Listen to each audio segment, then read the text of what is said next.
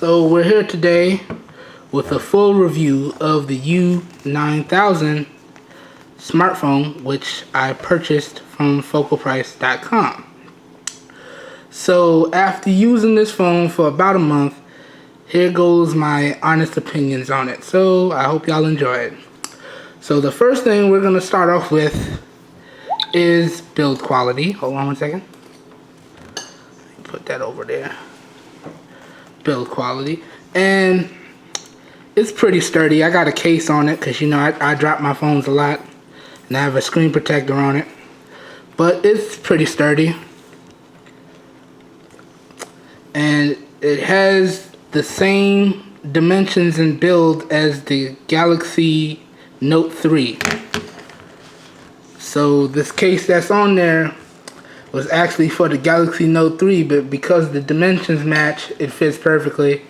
And I have a screen protector on there as well. But the build quality is pretty solid. I mean, no creaking. It doesn't feel too light or too heavy. It's pretty good. Now, the screen, as you can see, is a 5.7-inch IPS display. It has 320 DPI, and things shown here beautifully. I mean, I've had smaller phones and I always found myself having a headache because, you know, I watch a lot of YouTube and I do a lot of web browsing, and smaller screens, after you stare at it for a while, you get a pretty bad headache. So when I got this guy, I must say I was pretty pleased.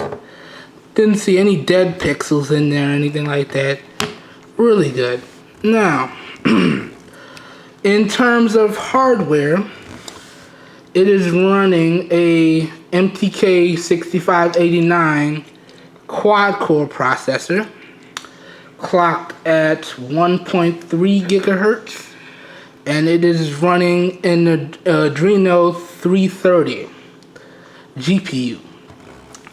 And man, aside from when I first got it, because it glitched up a lot, I had to restart it a few times, but aside from those first couple of reboots, it has been running buttery smooth, no issues. And as you can see, I have Epic Launcher on it right now, and the software runs really well. No drops, no stutters, no nothing. And I was a little skeptical because, you know, didn't know how well it was going to perform, but it does quite well. The stock launcher is a stripped down version of TouchWiz, and as you can see, I have it set up in the gridded pattern, and my multi-window is up, but I'm gonna leave that closed right now. And let's just take it into settings real quick. Hold on, my bad. Here we go. Go into settings here, and as you can see, it's laid out in the menu shortcut fashion here, just like typical TouchWiz. So you have all your TouchWiz menus here, and it does have smart pause, air gestures, and things like that. But I really don't use it, so if you use that, then when you get it, you'll enjoy it. But I don't use that, so I just leave it turned off. Now, in terms of Wi-Fi, it's 802.11b. You know, it's not current Wi-Fi, but it still runs pretty well. Go ahead and run the Wi-Fi test for you guys right now. Just let me find it real quickly. Where is it? Wi-Fi test. Where is it? Hold on. Sorry about the delay here, people. No, what's on here? Speed test. There we go. Sorry, I have a lot of apps. Sorry about that, guys. And right now, I'm running it on Metro PCS, which runs on GSM 850, 900, 1900, 2100, and Edge, HSPA Plus, and all that. But I'm in a rural area, and I really don't get good service. So I just pretty much hook it up to Wi-Fi all the time. And the Wi-Fi is extremely good, and I'm about to run the test for you guys right now. So go ahead and y'all can see the test as it runs. And see.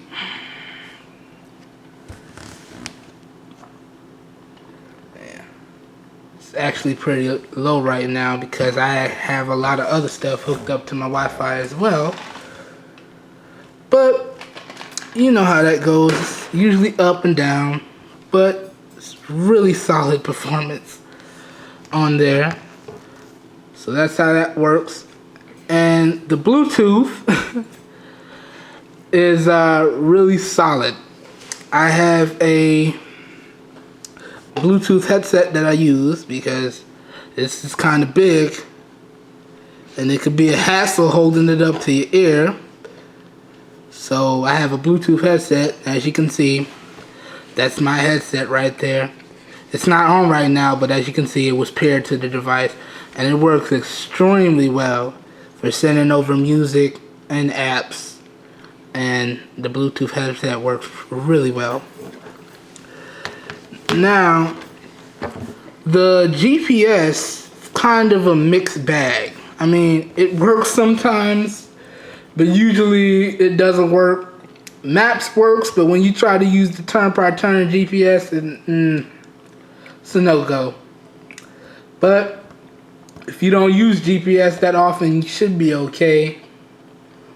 But that's kind of a problem for me because I like to use my GPS because I don't have a good sense of direction. But you know, I guess it is what it is. I mean, you know, call quality is surprisingly good. I thought it was going to be staticky, you know, seeing as it's not like a $400 phone or a $300 phone.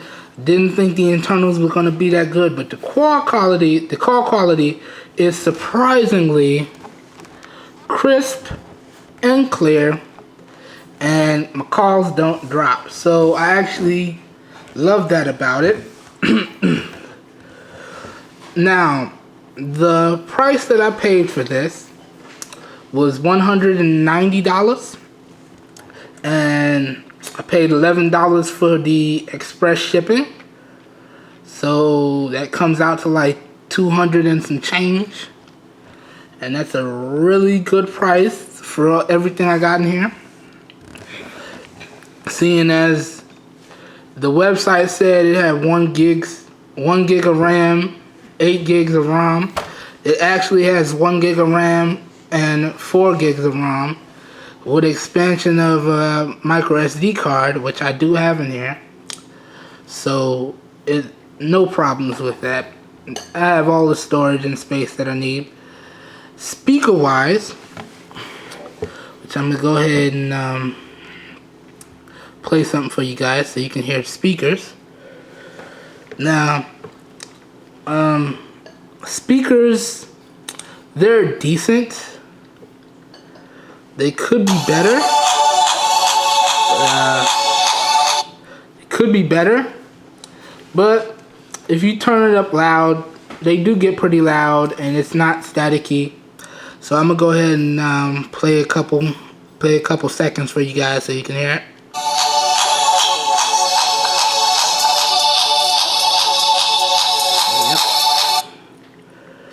Yep. And real quick, just want to stream a YouTube video for you guys so you can see that it does stream quite well. and that the sound is surprisingly good. So let's go ahead and just pick a video here. Let's go with this. It's a good movie. I've been waiting a long time for it to come out. And let me crank it all the way up here. Alright. Got anything faster? Need for speed. So as you can see, it streams quite well. Stutters a little bit depending on how good the Wi-Fi signal is, but it plays extremely well. And now, in terms of gaming performance, let's go ahead and load up the game here. This is Subway Surfers for you guys, and it plays really well. Doesn't stutter. No drops that I've noticed. Plays extremely well. And for the price, I mean, doesn't get any better than that. So let me go ahead and play a little bit for you guys so you can see. Sorry if I suck because I'm trying to do this from behind the camera. So if I die real quick, don't hold that against me. And I died. That was extremely quick. But as you can see, let me do it one more time because it died kind of fast. No drop frames. And the screen is brilliant. Oops. And now let's move on to something a little bit more intense here. Alright. Let's see here. A lot of you guys like Fruit Ninja. It's a loaded up Fruit Ninja here. Now this plays extremely well. Can never beat the high score because my friend beat my high score and now it's just stuck up there and I can't beat it. But you know, it plays extremely well. Not gonna get into all that. We'll go ahead and play a little bit for you guys right now.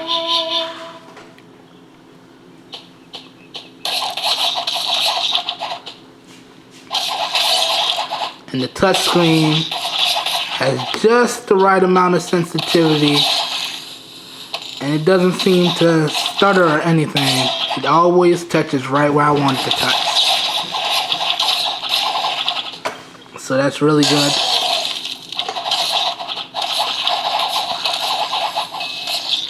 Alright, so that's that. And then,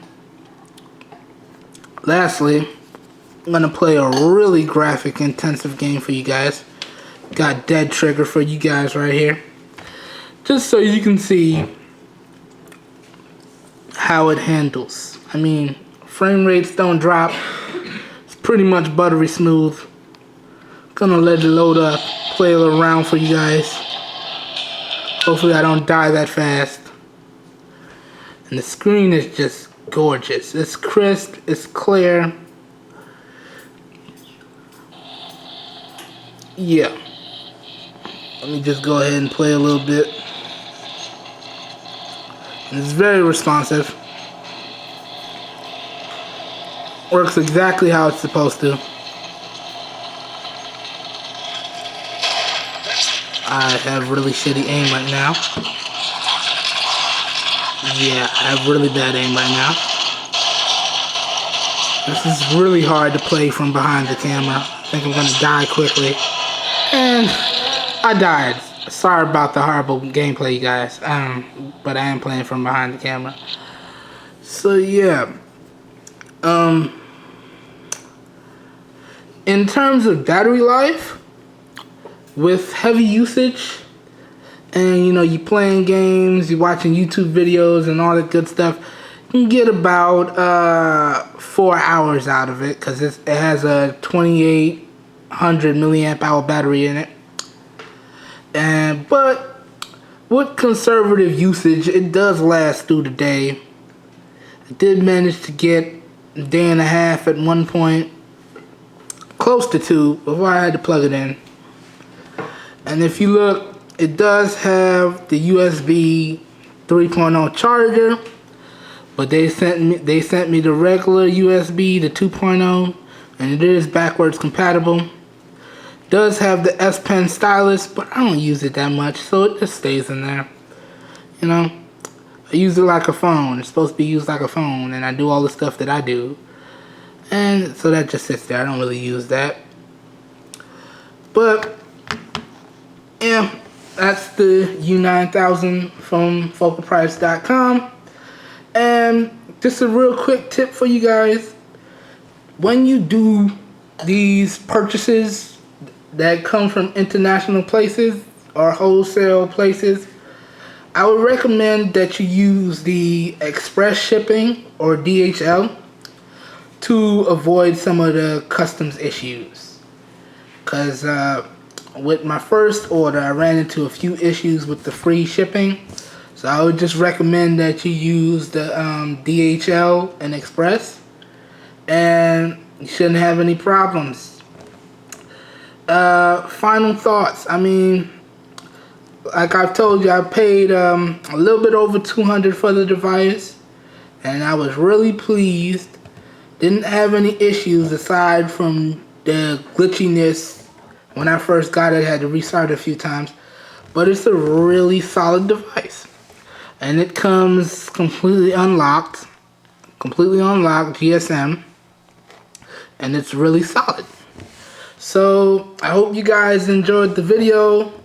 Please remember to rate, comment, and subscribe. Be back with a comparison video for you guys soon, where I will be putting this guy here up against my Verizon Galaxy S3. We're going to see how these two stack up here, but that's another video. It will be coming soon. But thank you guys. Have a nice day, and once again, I hope you enjoyed the video. I'm out.